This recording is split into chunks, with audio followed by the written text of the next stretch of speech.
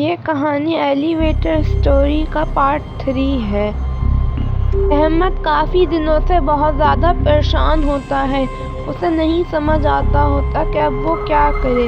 وہ سوچتا ہوتا ہے کوئی نہ کوئی طریقہ ہوگا اکبر کو واپس لانے کا، اور وہ ہر وقت نیٹ پہ یہی ریسرچ کرتا رہتا ہوتا ہے کہ کوئی بندہ کیا کبھی ایلیویٹر گیم سے واپس آ سکا ہے جو وہاں پر پھنس گیا ہو۔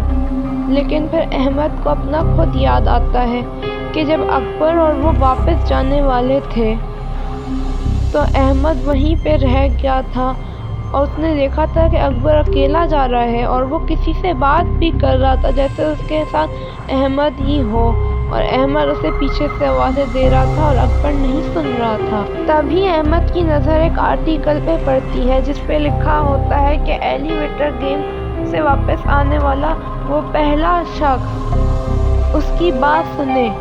اس نے آ کے کیا بولا؟ احمد جلدی سے وہ آرٹیکل کھول لیتا ہے۔ اس کے اندر لکھا ہوتا ہے کہ وہ آدمی واپس کیسے آیا۔ اس آدمی نے اپنی کہانی بتائی ہوتی ہے کہ وہ ایک دفعہ ایلیویٹر گیم کھیلنے گیا تھا، لیکن وہ وہیں پر پھنس گیا تھا۔ وہاں پہ بہت ہی عجیب عجیب کریچر تھے، اور وہاں پہ وہ پورا ایک دن رہا، لیکن اس دنیا کا ایک دن ارتھ کے کم از کم 40 سال کے برابر کے تھے۔ لیکن اس آدمی کو اتنا نہیں محسوس ہوا، لیکن جب وہ آخر کار اپنے گھر پہنچا تو اس کے رشتہ دار مر چکے تھے۔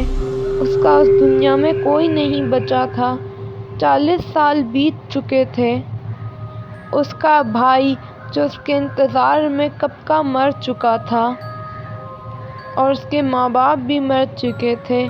صرف اس کا سب سے زیادہ چھوٹا بھائی جو تھا وہ زندہ تھا، اور وہ بھی اس سے عمر میں بڑا تھا، کیونکہ اس آدمی کی عمر وہیں پر اٹک گئی تھی اور وہ ابھی تک زندہ ہے۔ نیچے اس کا ایڈریس اور فون نمبر بھی لکھا ہوتا ہے۔ احمد سوچتا ہے ہو سکتا ہے یہ اسٹوری ایک فیک ہو یا پھر سچی بھی ہو سکتی ہے، میں اس فون نمبر پر فون کر کے دیکھتا ہوں۔ احمد اس آدمی کو فون کرتا ہے اور اس سے اس سب کے بارے میں پوچھتا ہے۔ وہ آدمی کہتا ہے کہ تم میرے گھر آ جاؤ تو ہم تفصیل سے بات کر لیں گے، اتنا زیادہ ڈرنے کی ضرورت نہیں ہے، میں اس کا حل تمہیں بتا دوں گا، میرا ایڈریس اسی ویب سائٹ پہ لکھا ہے، وہاں پر آ جاؤ۔ اس کے بعد کال کٹ جاتی ہے۔ احمد جلدی سامان پیک کرتا ہے اور اس آدمی کے گھر کی طرف نکل جاتا ہے۔ احمد اس آدمی کے گھر جاتا ہے۔ وہ آدمی اب بوڑھا ہو چکا ہوتا ہے۔ وہ اپنی ساری کہانی اسے تفصیل سے سنا دیتا ہے۔ وہ آدمی اسے کہتا ہے اس کا صرف ایک ہی حل ہے، تمہیں ایلیویٹر گیم دوبارہ کھیلنا ہوگا اور اپنے دوست کو وہاں سے لے کر آنا ہوگا، لیکن یہ ایک بہت ہی زیادہ بہادری والا کام ہے اور تمہیں یہ چالاکی اور ہوشیاری سے بھی کرنا ہوگا، کیونکہ وہاں کے عجیب عجیب کریچرز جو ہیں وہ تمہیں لانے نہیں دیں گے۔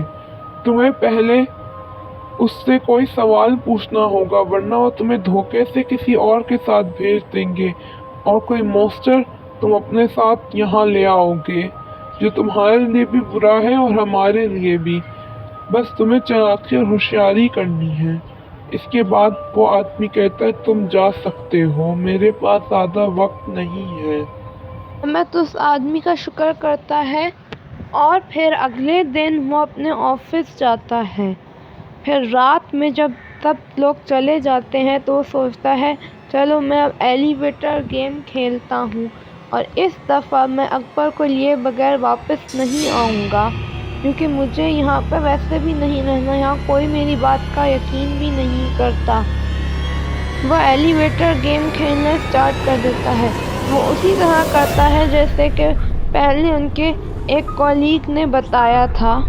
آہستہ آہستہ پھر باری آتی ہے اس عورت کے آنے کی، تو وہ عورت اندر آتی ہے۔ احمد اس کی طرف بالکل بھی نہیں دیکھتا، اپنی نظریں جھکائے رکھتا ہے۔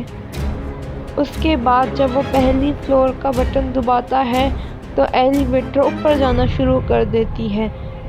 احمد کو اب ڈر نہیں لگ رہا ہوتا، उससे बस ये होता है कि वो किसी न किसी तरह अकबर को वापस ले आए, इसके अलावा और उसकी कोई तमन्ना नहीं होती।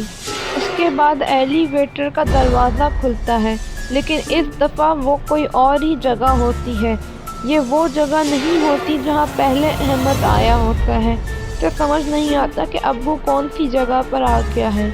वहाँ बहुत धुंध होती है और ऐसा लग रहा होता है जैसे समंदर भी हो, और बहुत सारे सितारे दिख रहे होते हैं, और एक चमकती हुई खोपड़ी पत्थरों के ऊपर पड़ी होती है, जिसे देखकर वो डर जाता है।